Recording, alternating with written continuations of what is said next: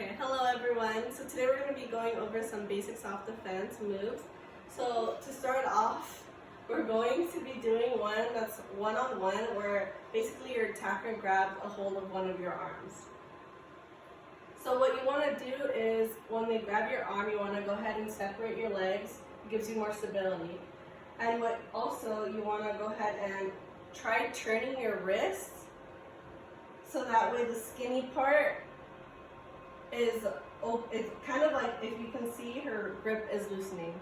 And so that's what you want to do. You want to go ahead and turn your wrist and drive. So that's for the first one. Make sure you have your legs separated, you turn your wrist, and then you use that momentum to drive you out of that situation, and then you're ready to run. Okay, so for the second one, it's going to be 2-on-1. So the attacker has both hands on one arm. So there are two ways to approach this. So again, you want to make sure you separate your stance. You can either go underneath, so you want to put your hand into a fist and use your other hand to cover it. And what you want to do is you want to use this momentum, bring your arm up a little bit, and drag your arms out and run. Another way you can do that is you can go over. So you're going to do the same thing, but this one you can also use to your advantage, because most likely the attacker obviously is in close range. So when you're using this momentum, you're most likely going to hit them. I'm not going to hit her, but just so you can see, use your momentum, drive, and then run. And then the last one is if the perpetrator has hold of both of your arms.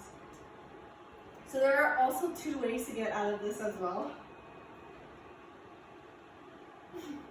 Okay, so you can either, again, like, you want to bring your legs down a little bit, kind of squat, so that kind of gives you the ability to build up your momentum. So you can either bring your arms up and go down and then run, or you can go up. So you're going to go ahead and go up, and also you might end up hitting them as well, but they're both really good because they have no other way. Like, you're kind of turning your wrist to the skinny side and you're loosening that grip. Okay, so the next one is a little more complicated. It's called a rear bear hug.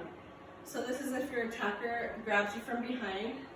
So as you can see, she has hold of my arms, right? But you're still able to move the bottom part. So the first thing you want to do is you want to grab hold of their wrists.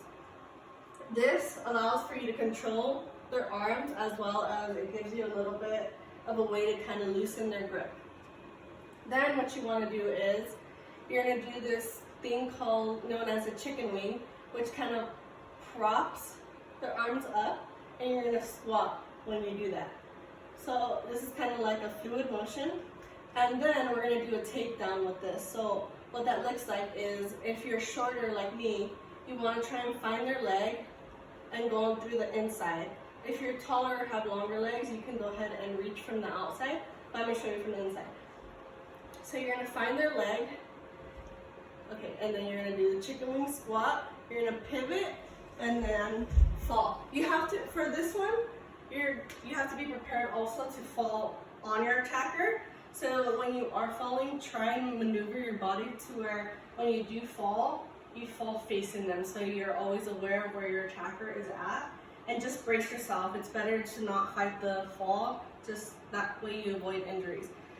So we'll do it one more time so you can see. First thing, you're going to grab the wrists. Then you're going to want to find their leg, so that way you're already prepared, right? Then you're going to squat to the chicken wing and then turn out, and you're going to fall. Then the next one is going to be the rear choke hold. So you're choking you, right? You always want to gain control of their arm, right? So you can try and loosen up their grip. The next thing you want to do is, if they're really choking and you can't breathe, the next thing you want to do is turn your head to like the crest of their elbow, because there's always going to be space where like your arm can't completely close. So that will give you some space to breathe. So you grab their arm, turn your head, Then, again, this is going to be another takedown, so you're going to want to find their leg. So you found their leg, right? You're going to start pivoting. And as you're pivoting, you're going to take them down. Okay, I think I'm doing that one. Okay, we'll do that one again. Okay.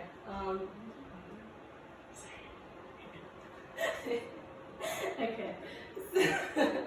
So you want to grab their arm first, and then shift your head so that it's in this opening right here, so you're able to breathe. Then you're going to want to find their leg. So as you found their leg, you're going to pivot and turn, and then you're going to fall with them. So just brace yourself. All right. And so we'll go over that one more time just so you can get a clear view of it. So they're choking you, grab their arm, and turn. And then find their leg, pivot, and then fall. Okay. So then the next one is going to be the one leg sweep. So this is if you're about to get into a fight with someone, right?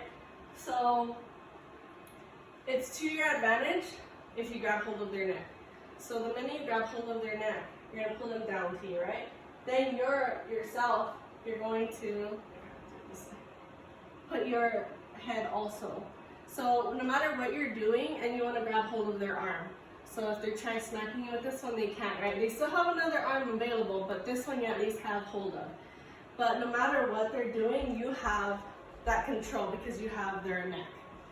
So let's say they're going to start fighting you, right? So what you want to do is you're going to have hold of this arm, and then what you want to do is you want to start squatting down as I am and separate your legs so you have more stability. Then what you're going to do is, because your legs are separated, you're going to use that to push your opponent forward, or your attacker forward. You want to do this in a quick, fluid motion. So you're going to push them forward, so it kind of like knocks them off balance. Just take one to the back. Yeah. Okay. So you're going to kind of like push them so it brings them off balance, right? And then you're going to grab that leg that's up and flip them up. The higher up on the leg you get, the easier it is to flip the person. If you grab lower, you might strain your back or something. So try and grab as high as you can, and you're going to drop them. Okay, so one more time. So you're an attacker, so you want to go ahead and grab their neck, grab their arm. They can't smack you. They can smack you with the other arm, but at least it won't be in your face. Then, as you're rumbling, whatever you're doing, push them quick, grab it, and then they fall. Okay. Lastly, for the last and final defense, it's going to be a ground defense. So it's one of the more complicated ones. So I'm going to have them go full speed on this one, and then I'll have them slow it down. So this is as if your attacker was on top of you. So you're going to go ahead.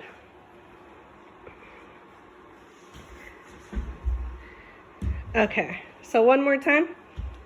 We're going to go step by step. So what you want to do is, your attacker is most likely using their dominant hand. You want to use your dominant hand as well to grab hold of their dominant hand. Then what you want to do is use your non-dominant hand and pull them into you. Then what you want to do is use your dominant leg, put it at their shoulder, and your non-dominant leg at their hip. Then what you're going to do is you're going to use the one that's on your hip to push your body towards your dominant side. It's going to flip the attacker and put them in this position where you're able to easily snap the elbow. You can apply pressure to the neck, maybe make them pass out. Okay, so that was all of the self-defense moves that I have for you today. I hope it was helpful.